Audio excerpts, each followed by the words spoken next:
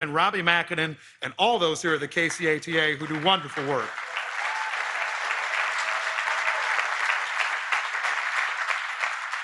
Now, sometimes life comes full circle. About 30 years ago, there was a Kansas City woman whose family moved a lot, but lived primarily on Kansas City's east side. She had 3 kids within 5 years of age and got them around, and herself around, on the bus, riding to work each and every day. The waits could be long on a cold day. The quarters it cost to ride at the time could add up to taking food off of that kid's table. But she kept riding to build opportunities for herself and her family. That woman was my mother. That family was my family.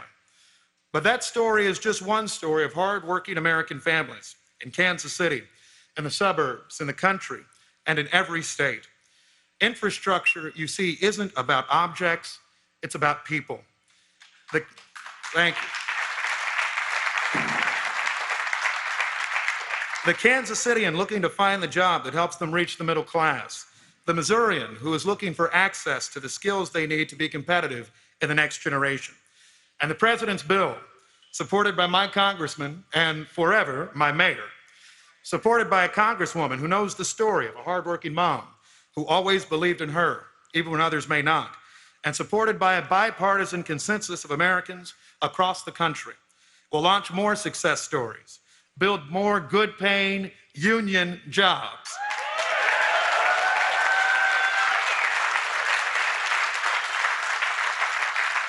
and will help us build that better life for all Americans, no matter where they're from or where they start. I'm proud to stand here today with my congresspersons. We're proud to stand here with the president. And I'll note here in Kansas City, I'm honored mostly today to talk about a city that is leading on zero fare and reduced emissions public transportation.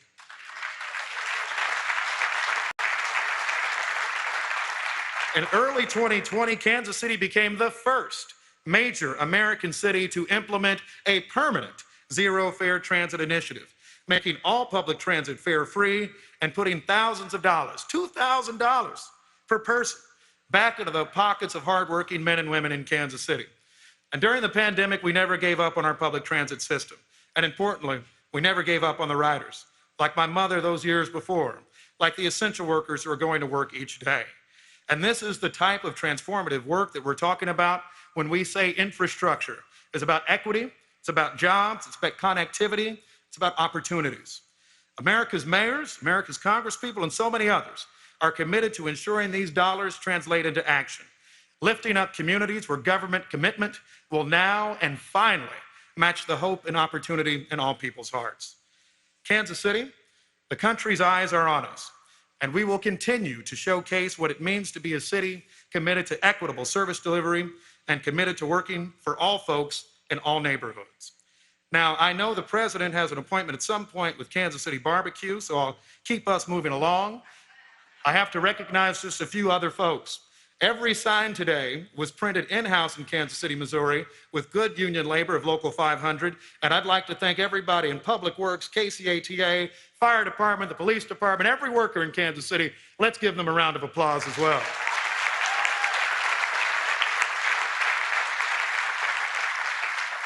So we'll look forward to a continuing partnership with the president. We'll look forward to a continuing partnership as we implement these important dollars. And importantly, as we work to get Build Back Better across the finish line.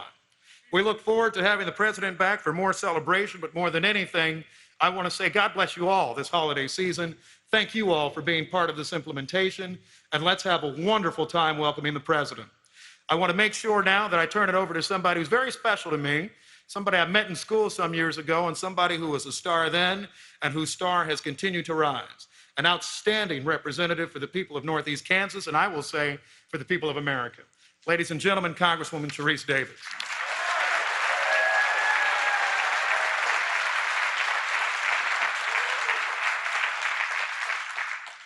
Good afternoon. I don't know if you... I thought there would be a little box. Well, good afternoon, everyone. I'm Sharice Davids. I represent the Kansas 3rd Congressional District. Thank you all so much for being here. Thank you all so much for the work that you do, because I know that this microphone is... Okay. I know that all of you are here because we get to talk about two of my favorite things today. Infrastructure and making sure that there are more opportunities for the Kansas City metro area. And I'm so proud and lucky to be joining Mayor Lucas, Congressman Emanuel Cleaver, and the President of the United States as we talk about the way that this infrastructure bill is going to have a positive impact on our country, on our children, our grandchildren, and future generations. I'm grateful that we get to work together across state lines to help this region thrive. We're talking about making sure that from bridges to broadband, we're continuing to create opportunities and connect our cities, because that's what this is about. Because as Mayor Lucas said, building infrastructure, addressing infrastructure needs is so much more than the physical stuff. It's, of course, our roads, our bridges, and even broadband. It's infrastructure is everyday systems that help us get to where we need to go, that keep us healthy, get us to places of recreation, get us to our jobs. And I know that when we're talking about this stuff, whether it's safety on a highway like Highway 69, or access to high-speed internet in all areas across Kansas and Missouri, both urban and rural, if we aren't investing in those systems, we're going to pay the price. And it's not just potholes and longer bus stop waits, but those are, I know folks have felt those. So, but it's not just that. It's the impact that we feel when decades of underinvestment happen on our economy. And right now, we're in the middle of addressing a huge economic crisis that was brought on by a generational pandemic. And I know it's been hard, so I really appreciate all of you who I know are some of our frontline workers, folks who have literally kept our cities moving. So thank you all so much for the work that you've been doing around that. It's time to stop just kind of repairing our grandparents' infrastructure. It's time to start innovating. It's time to start championing innovations that are going to make a great economy for our future generations, for our grandchildren and our great-grandchildren. I, of course, have to bring up fellow Kansan, President Eisenhower, who knew a thing or two about bringing an economy back by investing in infrastructure. We get to do that here and now. This is the opportunity we have in front of us. We have a president who has taken that head on. We have congressmen and women and people like Congressman Cleaver. We have mayors like Quentin Lucas and folks all across this country who know that this is our opportunity, and we're taking it. We passed this bill in a bipartisan way because this infrastructure and some of these kitchen table issues are not partisan. These are the things that our country needs so that we can move on, so we can make progress. And I'm excited about the billions of dollars that are coming to our region.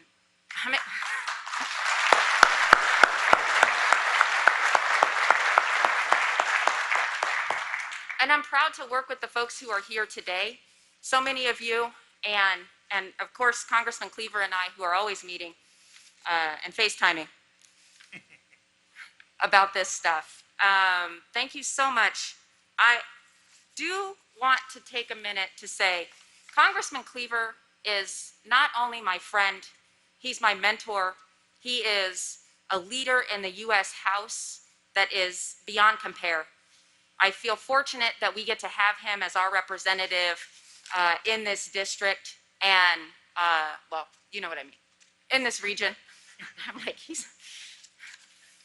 and I cannot, okay, there's a spider on the podium. This happened at the last infrastructure. I'm not kidding. I'm so sorry. Cleaver has saved my life once again. I will turn it over to Congressman Emanuel Cleaver.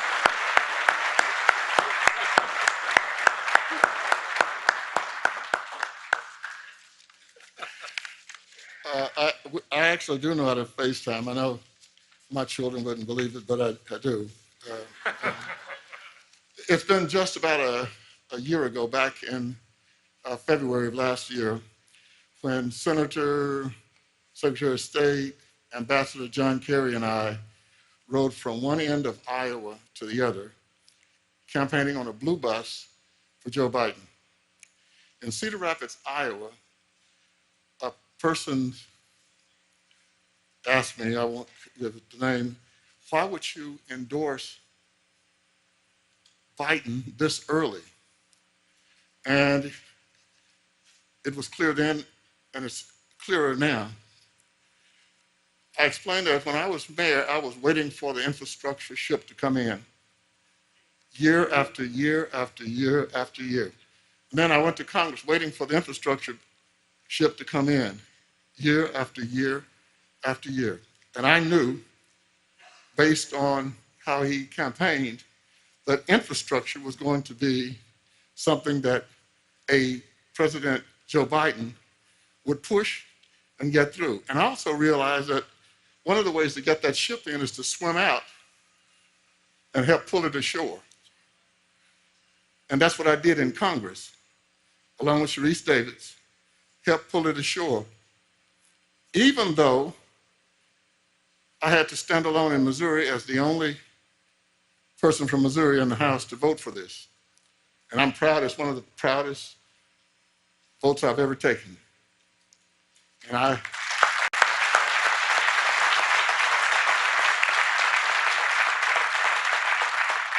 And so all I want you to understand, the people who are here, and I want you to tell everybody you know, ladies and gentlemen, this is a big working deal.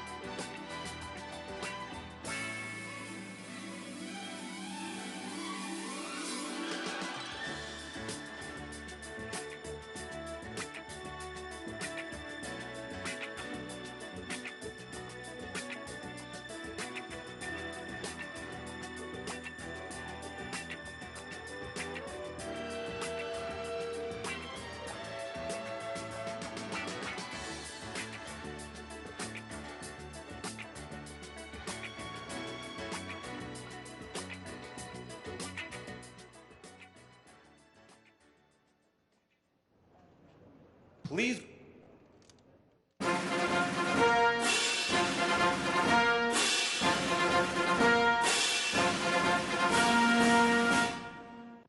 Please welcome the President of the United States, Joe Biden.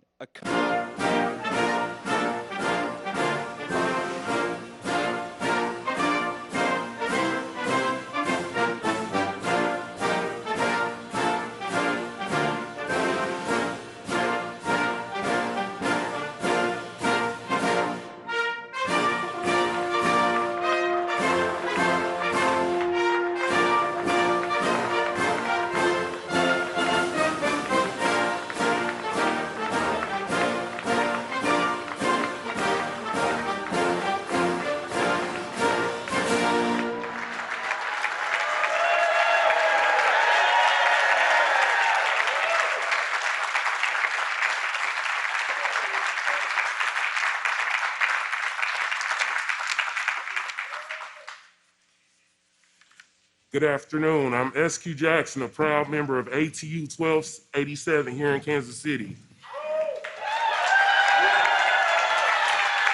I'm so honored to stand here on behalf of more than 600 members of our local and international President John Costa to introduce President Joe Biden, a man who is delivering on his promise to get things done in Washington. The president did exactly what he said he would do.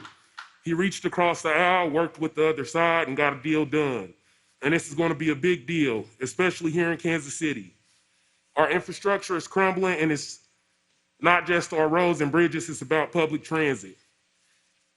I've been a transit operator here for 6 years, but the long hours became too much. I have 3 children aged 5, 6, and 12, and needed to be home more, so I recently transferred to maintenance department, where I could work 8 hours, go home for baseball games, basketball games, and just be a dad.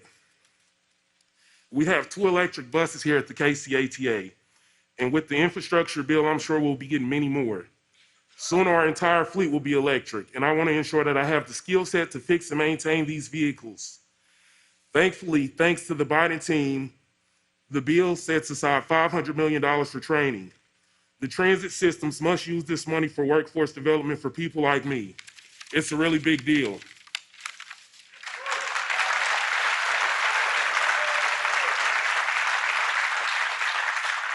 But that's what you'd expect from the most pro-labor, pro-transit president in American history.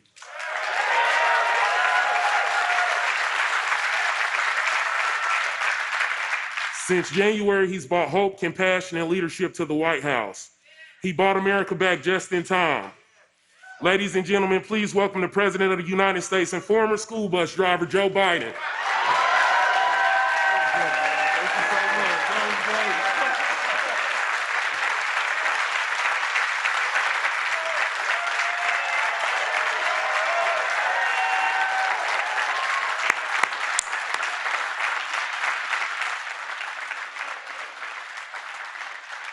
Well, I tell you what, I don't know where that phrase, "it's a big deal," came from. If anybody remembers that, which you seem to all remember, after the president spoke, and I spoke after, then President Obama, he was back to my right. And I went back and I made sure I was talking on his left ear because he was down the hallway. And I whispered what I said. How in God's name anybody heard it, I have no idea. And I shouldn't waste your time and tell you this, but we were going to go from there over to the Department of Transportation. No, excuse me, Department of Education. And I walked out the back and got in a presidential limo on the driver's side, the back seat. The president, he was already in there, and he was laughing like the devil. He was almost hysterical. I said, "What's so damn funny?" And he told me. And I said, "You're just lucky my mother's not alive. I'd be one dead man." Look, before I begin, I'd like to say a word about a friend of mine who we lost this weekend. Man, a few hours west of Russell, Kansas, came from an hour not far from here, Russell, Kansas. A lot of Americans today remember Bob Dole as a presidential candidate. But for families he represented across the border, he represented Kansas for 36 years. And for those like me who had the honor of calling him a friend, Bob Dole was an American giant, a man of extraordinary courage, both physical and moral courage, a war hero who sacrificed beyond measure, who nearly gave his life for our country in World War II, among the greatest of the great generation, a leader of honesty, decency, and good humor. The same qualities that made him such a cherished friend to me and my wife Jill, and so many others through the years. We didn't agree on everything, but I always admired and respected him and his willingness to work with anyone, any party, when it mattered most. And our nation owes Bob Dole a debt of gratitude for the remarkable service and a life well lived.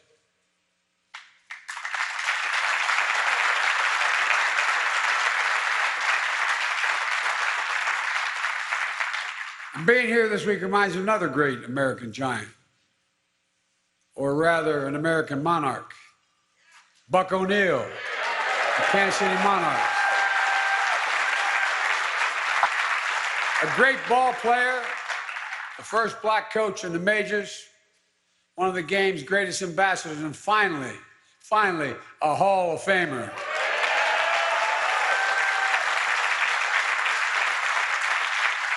Now, if the sun's shining a little brighter on Kansas City this week, it's because Bob and Buck are up there sharing a laugh with one another.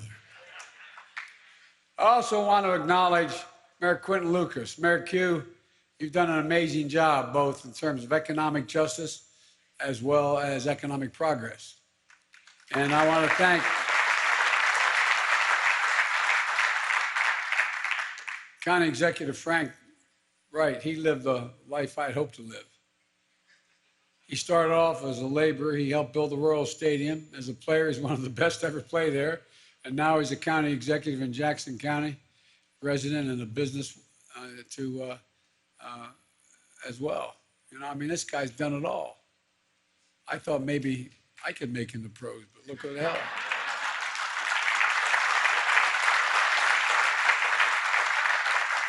I actually was foolish enough to ask Floyd Little whether he could get his, he was a friend of mine in Syracuse, if he could get his agent to see if I could walk on. You know, every year they allow 50 folks to walk on. Well, guess what? He said, he came back to me laughing. He said, my agent said they're afraid if they let you walk on, they'd have to just carry you off. Look, the infrastructure law I signed Thanksgiving would not be possible, and this is not hyperbole, without the leaders here today. Congressman Emanuel Cleaver was a great mayor, a significant leader in the House. Before he's both those things, he was a pastor. And he saw a highway cut through the neighborhood many of his congregants call home. So he knows that we need to build our infrastructure the right way, not just build it, but build it the right way. He also is a big reason Kansas City is adding electric buses to this fleet. Zero fare, zero emissions. Congressman, great idea. Great idea. And Congresswoman Sharice Davids, there is no stronger advocate for infrastructure investment in the United States Congress that I've ever met anyway. And as Vice Chair of the House Transportation Infrastructure Committee, your leadership was key in getting this passed. So I want to thank you. There you are. Thank you, thank you, thank you.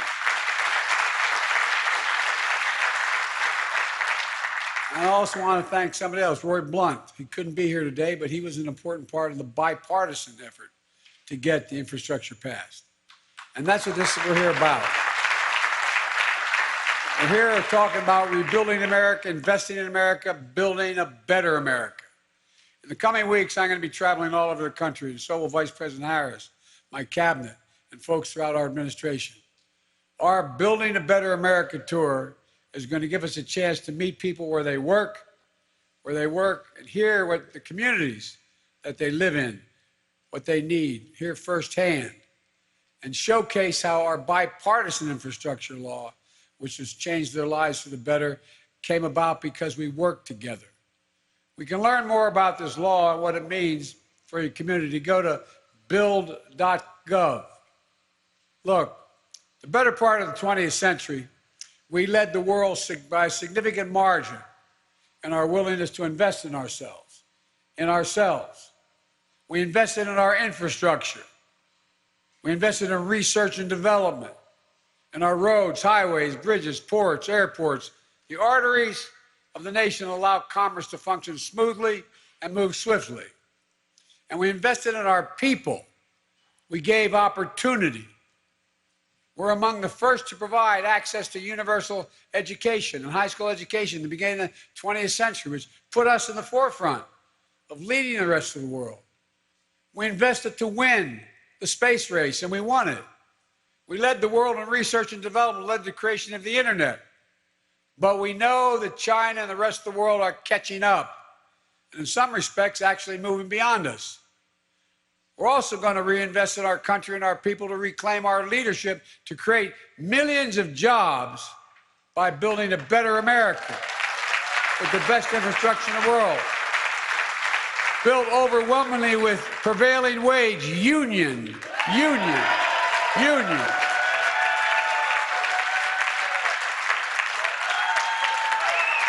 There's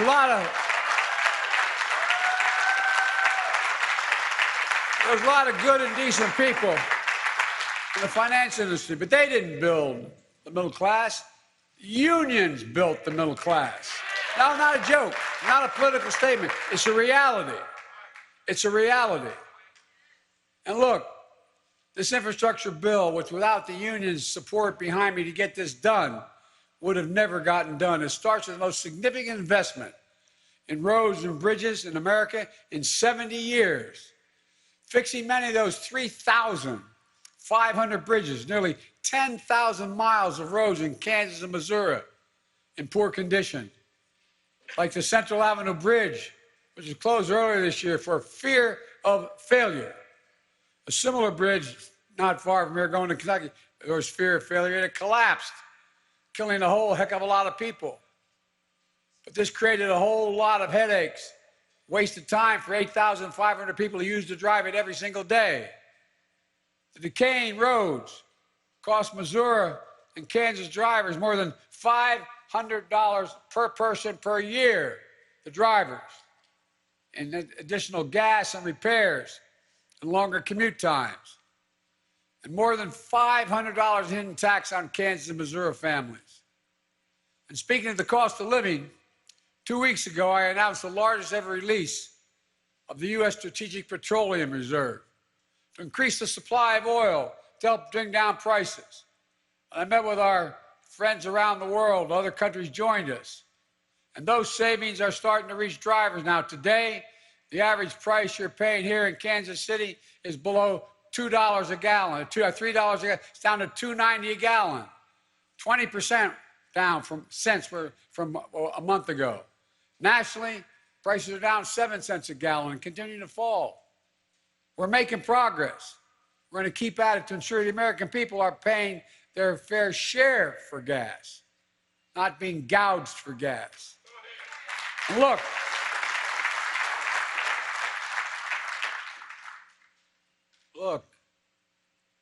as Manuel said, we're in a situation where we've known that our infrastructure had problems for a long, long time. I don't think I could take one more phrase that's going to be infrastructure week. But guess what? It's going to be infrastructure decade now, man. No more talking. Action. The law also includes the most significant investment in passenger rail in 50 years. $66 billion for passenger and freight rail. You know, I was talking with members about improving cross-state, interstate passenger rail, something I know a little about. I've been doing it for a long time. You know, the fact is that you're looking at Mr. Amtrak here. I've traveled over, this is God's truth, I've traveled over 1,250,000 miles on Amtrak. Everybody thought that, anyway, because I went home every single night after my wife and daughter were killed because I couldn't afford a home in Delaware and in Washington. So I commuted every day. I remember one day, as vice president, the government keeps fastidious records of how many miles you travel on government planes. And so there's a big headline. Biden travels, I forget it was, 1 million miles on Air Force Two and so on and so forth. And I'm getting on the train to go home, which the Secret Service, they're great. They're with me here today, all 800 of you. But all kidding aside, they're wonderful. And I was getting on the train because they didn't like me getting on the train, Congressman, because it's more dangerous circumstance. You can stop people from fix on tracks, et cetera. But I would go going home to see my mom, who was sick. And one of the conductors I know for years walked up and grabbed, said, "Joey, baby," grabbed my cheek. And not a joke. And I thought that he was going to get shot. True story. And I said, no, it's okay. We've known each other. He said, "Joey, big deal. 1 million miles," or wherever it was, 1 million miles on Air Force Two. Come on, Joey. You know how many miles you travel on Amtrak? I said, "No, Angie, I don't know how many miles." He said, we calculated it at the retirement dinner. He said, 36 years, 119 days a year, back and forth. Then as vice president, he said, "We figure you've done X number of trips. It adds up to 1,200,000 miles on Amtrak." And I said, if my dad were here, he'd call it misspent adulthood. But all kidding aside, you know, back in the early 70s, probably 74, I think it was, there was a guy named Charlie Wheeler, talked about this, your mayor. Seriously. There's no reason why it should be 2 hours faster to drive from Kansas City to St. Louis than take a train. No reason. All the data shows that if you get from point A to point B at a faster rate by rail than by automobile, you take the rail. And guess what that does? First of all, it's safer, but secondly, it's going to save over time millions of barrels of oil. Millions of barrels of oil, because it's electric. Look, folks, we're the largest investment in public transit ever in this legislation. It means replacing buses that are past their useful life, switching from diesel to electric, getting more people where they're trying to go more safely, faster, cleaner, like what you're doing here with your zero fare and zero emission buses. Electric buses, you add into the fleet, it's a win-win-win. They're manufactured here in America, creating good union jobs.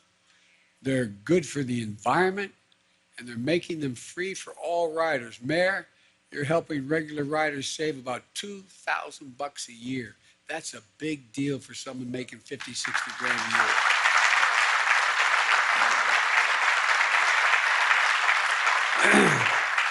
An infrastructure law means more projects like the extension of the Kansas City streetcar, so you can connect Union Station with UMKC and everything in between.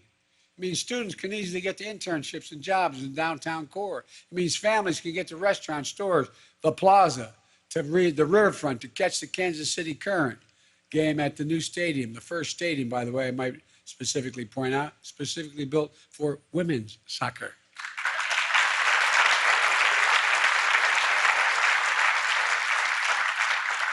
I was able to see them win the Olympics. Anyway, it's a long story, but it means more jobs, opportunity, economic development. The law invests $42 billion to modernize our ports and airports in America. Like the new terminal you're building in Kansas City International, or improvements to the island port in the Missouri River, helping get agricultural products from the Midwest to the rest of the nation. And this bill has $16 billion in it to improve ports like yours. These investments make it easier for companies to get their goods to market, reducing supply chain bottlenecks, lowering costs for families. Here in Kansas City, the possibilities are unlimited. You got the fastest growing port in the Midwest. You're in the heart of the heartland for freight rail. for transforming your airport. You're building a national hub. Create a cycle of jobs and growth that will be felt for decades, making the right investments. And you have the money to do it now. Of course, that's not all the law achieves. Under the leadership of mayors like, our mayor here, KC Water is going to replace all known service lines in Kansas City, but there's more work to be done in the region. The law starts by replacing all 100% of the nation's lead pipes and service lines, so every child in Missouri and Kansas and across America can turn on that faucet. In the 4,000 schools, you can't do it. 44,000, I should say. And drink clean, decent water. You're going to need tens of thousands of plumbers and pipe fitters making a union wage to undo this. You get paid a prevailing wage with benefits, the ability to build a middle-class life. I grew up like a lot of you did. I grew up in a nice 3-bedroom split-level home in a development of about 70 other homes like it, with 4 kids and a grandpop living with us. But I remember every time something would happen, my dad, I remember when he lost his health insurance, his company. You could tell the walls were thin, how upset he was that night, just rolling in bed. He said, we don't have health insurance for a while, honey. Well, my dad used to say, everybody deserves just a little bit of breathing room. A little bit of breathing room. This law is going to make high-speed internet affordable and available everywhere in America, creating jobs, deploying those broadband lines. Across the high-speed internet, access to high-speed internet unlocks opportunity everywhere. It allows farmers in Kansas to use precision agriculture to improve their yields, or a doctor in St. Louis to have a remote checkup with a homebound cancer patient. Today, roughly 1 of every 4 Missourians and 1 out of every 6 in Kansas don't have high-speed internet in their home. In some places, there's no broadband infrastructure at all. This law will make high-speed internet affordable and available everywhere in Missouri and Kansas, urban, suburban, and rural. In the 21st century in America, no parent should have to do what many had to do last semester, and that is sit in the parking lot of a fast food restaurant so their children could use the internet to get their homework done. This is the United States of America, for God's sake. This law also builds out a resilience against extreme weather events fueled by climate change. Nationally last year, extreme weather events cost this country $99 billion. And I toured most of it. I was out in California. You know, more forest burned to the ground than the entire square mileage of the state of New Jersey from the Cape all the way up to New York City, Long Island. That's how much we lost them, and it goes on. Missouri and Kansas are no strangers to these effects. In fact, Missouri and Kansas were both in the top 10 states in the U.S. last year for power outages. Then Texas saw the massive blackouts last winter. Because you're on the Southwest power grid, you lost power too. This summer, you saw heavy storms close roads in Waverly, Kansas, cause flooding in St. Joseph to Columbia to Jefferson City. And when you think about the impact of more intense weather, more severe storms, none of us are ever going to forget the devastation in Joplin. In 2014, I went there to help reopen the rebuilt Joplin High School.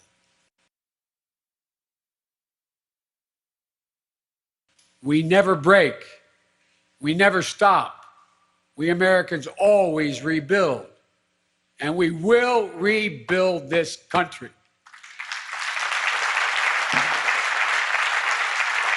And this law builds back our bridges, our water systems, our power lines, electric grids, better, stronger, and more resistant to the negative effects of climate change. Because, by the way, it used to be, as the elected officials here can tell you, if you had storm damage and you qualified for federal aid, you got them just enough amount of money to get you back to exactly what it looked like before. But you can't do that because now that highway gets flooded out. It's never going to go back to less rain because of global warming. Pray God it won't get worse. So you got to build that highway a couple feet higher It costs more money. You got to build back better. There's so much more in this law. Most of all, the law does something truly historic. The law helps rebuild when I announced for office, I said I was running for 3 reasons. 1, to restore the soul of this country, a sense of decency and honor. 2, to rebuild the backbone of this country, working class and hardworking middle class people. That's the backbone of this country. And thirdly, to unite the country, which is turning out to be one of the most difficult things, but we're going to get it done. Look, the fact of the matter is that we've been able to do an awful lot. We've built America, and we've left behind so much for so long. We're going to help rebuild the economy, this time from the bottom up and the middle out. You know, this bill is a blue-collar blueprint for working Americans. 95% of the jobs created in the infrastructure bill don't require a college education. The only way this works is blue-collar Americans do the building. And the only way it ever worked, we're going to do it again. Mark my words, we're going to do this again. And the same goes my plan to build back better for our people. This bill is going to deliver, for example, universal pre-K for every 3- and 4-year-old in America. One study, the great university have done a lot of studies on this in the last decade. One study shows that low-income children from poor homes participating in preschool are 47% more likely to go on to earn an associate's degree or higher after high school. They start off at a great disadvantage because their mom or their dad, their single parent, doesn't have the education, doesn't have the training. But at 3 years old, the brain is rapidly developing so quickly, it matters. We have to build that foundation for the future, for success. My wife, Jill, is a full-time teacher. And you know, she says any nation that out-educates us is going to outcompete us. It's simply a fact. And guess what? Hold it here. Every nation, of the 38 most advanced nations, we rank 34 in the world. 34 in the world in early education for children. The United States of America. My Build Back Better plan, which is passed in the House of Representatives, thanks to my 2 colleagues here today, representatives will also ensure that parents can afford child care. Child care gets workers the raise, and child care workers get a raise they deserve. Folks, look, in Missouri and Kansas, the average annual cost to send a toddler to child care is $6,500 a year.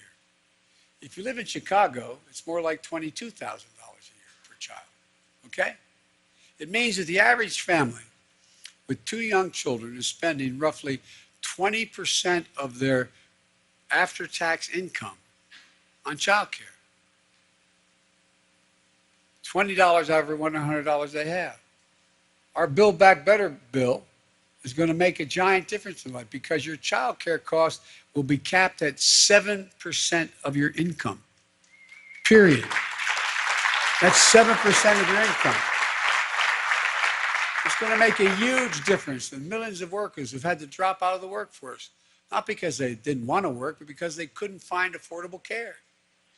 Look at all the women who are totally qualified, who had to drop out of the workforce because they can't afford the child care and still work. Look, folks, you know, it's not the same, but I started about commuting. One of the reasons I started commuting was when I got elected, my family was killed, my wife and daughter were killed. I couldn't afford to leave Delaware because I had a sister, my best friend, my brother, my mother, my father helped me raise my kids. I was making good money. I was making $42,000 a year as a senator. I could no more afford full-time child care than fly. We're going to make college more affordable. Right now, the cost of a 2-year degree in Missouri is over $4,000 a year. In Kansas, it's over $3,000 a year. There are about 140,000 students in these 2 states that rely on what we call Pell Grants. They make less than 50 grand a year Pell Grants to help cover the cost. This plan I have also is going to increase Pell Grants by $550 a year. It makes it easier to stay in school. It makes a big difference.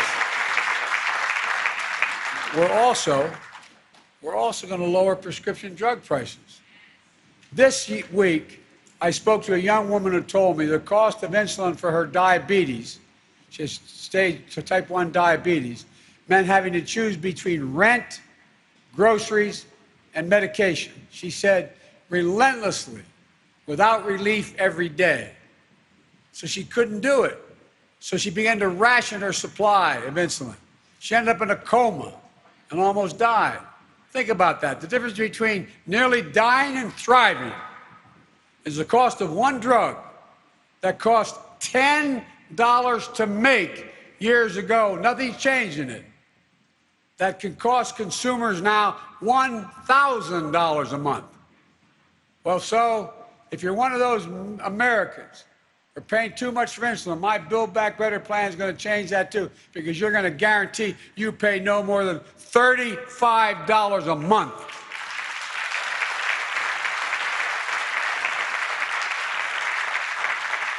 It'd be different if they invested another $1,500 in research. They did nothing to change it.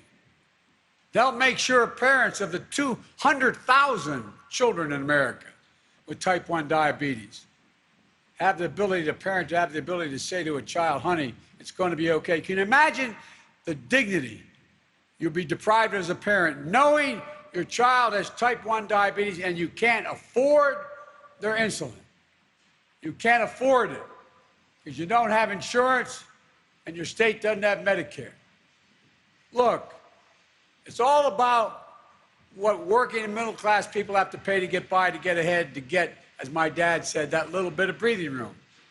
My whole plan is designed to bring down the cost you face. For example, lower costs for child care, making you don't pay more than 7% of your income. Means a family making $50,000 a year will save $3,000 a year on child costs. Lowering the cost of prescription drugs, making sure you pay no more than $35 a month. For instance, not $1,000 a month. Saving $600 per person per year for health care premiums. The list goes on. Elder care, housing, meeting the moment of climate change. That's what this plan does. All in. Study found that my plan would mean the equivalent of $7,400 in tax cuts and savings for the typical family of 4 with 2 kids. And guess what? Let's talk about inflation. It's real. There's inflation. But 17 Nobel winners of the economics have written a letter just about 3 weeks ago to me affirming that this bill would ease long-term inflationary pressures in the economy. 2 of the leading rating agencies in the world, the Wall Street Journal, confirmed my plans do not add to inflationary pressures. Not liberal think tanks, Wall Street, Moody's, and anyway. Look, I have also proposed, what I proposed is in a way to lower some of the difficult costs families have to pay every month by asking corporations and the wealthiest Americans to pay their fair share for a change. Look, right now, everybody talks about the price tag for this legislation. $1.75 trillion. It will not cost the taxpayers a penny. If you're making less than $400,000 a year, you're not going to have your taxes go up 1 single penny, not a cent. And guess what else? It also means that there is no increase in your taxes, and people are going to just pay a fair share. For example, there are 50 corporations in America the last 3 years of the Fortune 500 that made $40 billion that didn't pay 1 single solitary penny. Not 1 single penny in taxes. Come on, folks. It used to be during the last Bush administration, the top rate for the top 1% paid 37.5%. It got lowered to 36%. It doesn't have any impact. It just means whether or not they're going to have an extra swimming pool to the extra home. But all kidding aside, if you just take it from 36 back up to 37.5, it pays for every bit of preschool, And it pays for every bit of what we're talking about in terms of insulin. Now, what's better for American corporations? What's better for the wealthy? For a healthier nation, everybody being better educated, or having that extra amount of money that they already have a great deal of? I'm a capitalist. I have a good friend of Bernie's, but we disagree. I'm not a socialist, I'm a capitalist. You should be able to make $1 million or $100 million bucks if you can, but pay your fair share.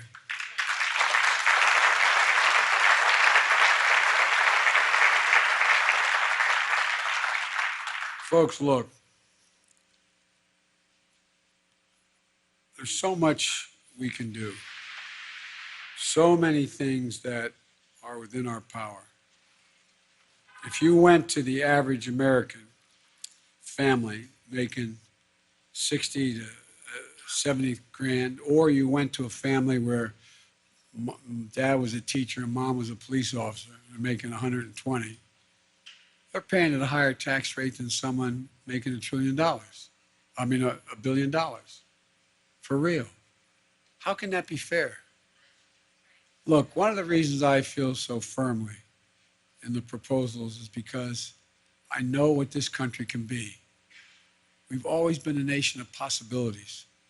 We didn't become this nation by thinking small. We've always thought big. Throughout our history, we've emerged from crisis by investing in ourselves, in our people. During the Civil War, before it was over, Lincoln started to build the Transcontinental Railroad. It was built at the end of and during the Civil War. During the Cold War, Eisenhower built the interstate highway system, transforming the way Americans lived. And now we're at work beginning and building the economy of the 21st century to build a better America. I truly believe, and I promise you this, I believe that 50 years from now, when historians look back on this moment, they're going to say this was the moment that America won the competition for the 21st century. Think about it. Most of you who are over 40 remember us always having the #1 infrastructure in the world, the best education, et cetera. We rank now number 8 in the world in terms of investment in research and development. 14th in infrastructure. The United States of America. And if you're a businessman out there, or you work, or you're a union person working for a business, where's the business going to go? Where they can get the products to market fastest, safest, where they have access to get in and out, where they have access to move. That's why we're losing. That's why we're losing. But we're not going to lose anymore. I promise you. The time of losing is over. It's over, over, over, over. God bless you all, and may God protect our troops. Thank you for your patience. I appreciate it. Thank you. Thank you.